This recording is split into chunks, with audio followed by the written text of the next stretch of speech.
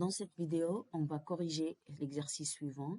Donc, on va saisir deux nombres dans deux zones de texte et en cliquant sur le bouton maximum, on affichera le nombre maximum dans une autre zone de texte. On a donc squelette. On va créer d'abord le formulaire. Donc, un nouveau paragraphe. Nombre 1. Une zone de texte. Input. Type text. On lui donne un ID N1. Voilà. Un autre nombre 2. Je recopie cette expression et je remplace le ID par N2. Voilà. Dans un nouveau paragraphe, on va faire le bouton. Donc, button. C'est écrit maximum. Et derrière le bouton, il y a l'événement onClick qui fait appel à une fonction. Donc, return maximum. La fonction, on va l'appeler maximum.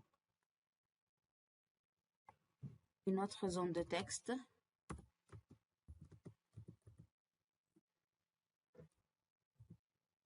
Texte. On lui donne le ID, par exemple, résultat. Résultat. Voilà.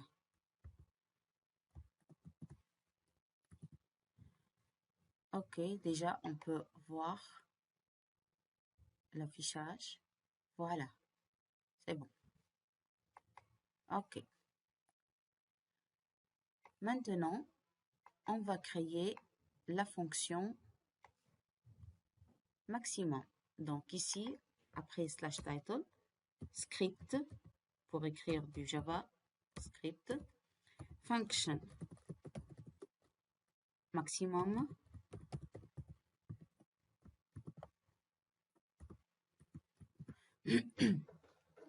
donc bien sûr ici il faut prévoir que les deux champs sont non vides et qu'ils contiennent des valeurs numériques. Donc ici on va commencer par le test du non vide. Donc je vais écrire des commentaires. Tester sur le vide. Donc tout d'abord, avant de faire le test, il faut récupérer les deux valeurs. C'est-à-dire, par exemple, dans A, on va écrire document .getElementById. Et le premier ID, c'est N1, on l'avait appelé N1. .value. Donc, cette même phrase, les parenthèses, voilà. Donc, cette même phrase, on va l'écrire pour une variable B avec N2. Donc ça, c'est pour récupérer les deux zones de texte. Ensuite, pour le vide. Donc, on va tester pour le vide. Donc, if A égale chaîne vide, ou bien B, on va faire les deux ensemble, ou B égale chaîne vide. Donc, je mets les grandes parenthèses. On va afficher alerte. Par exemple, attention, il y a un champ vide. Attention, il y a un champ vide. Et return false. Voilà. D'ailleurs, on peut tester.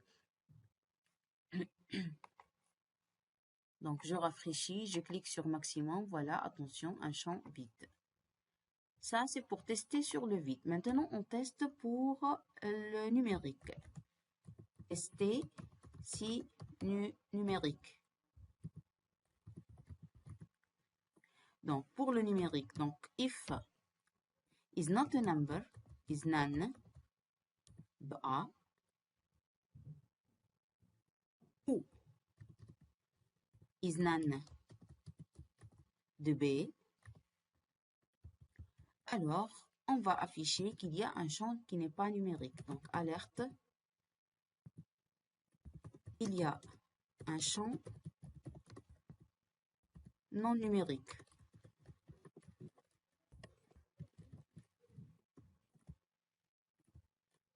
Return false. Voilà. Donc, on va vérifier.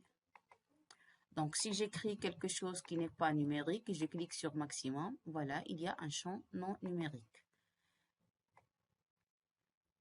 Else maintenant, ça veut dire que tout est numérique. Qu'est-ce qu'on va faire? On va afficher le maximum dans l'autre zone de texte, dans la zone de texte résultat. Comment on va le faire? Donc, on va tester if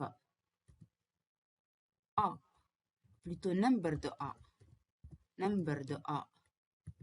elle est supérieure à number de B. Qu'est-ce qu'on va faire? On va afficher dans la zone résultat, donc document .getElementById de résultat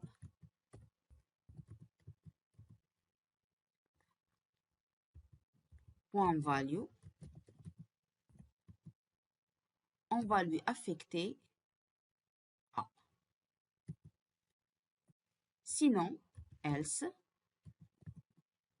on va lui affecter B. Donc, je recopie ça et je change le A par B. Voilà. On teste alors. Si j'écris par exemple ici 55, il y a ici 88, maximum c'est 88.